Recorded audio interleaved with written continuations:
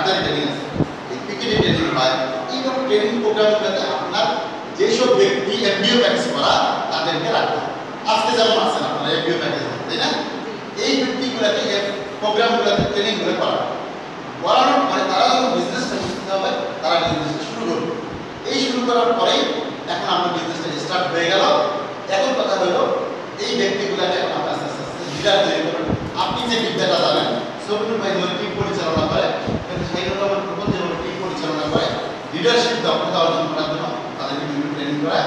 আস্তে আস্তে আস্তে 1 বছর অথবা 2 বছরের মধ্যেই আপনার ইনকাম শুরু হবে প্রতি মাসে 30,000 প্লাস। কত হাজার প্লাস? 30। এখন কথা হচ্ছে স্যার আপনি বললেন না হয়, না হয়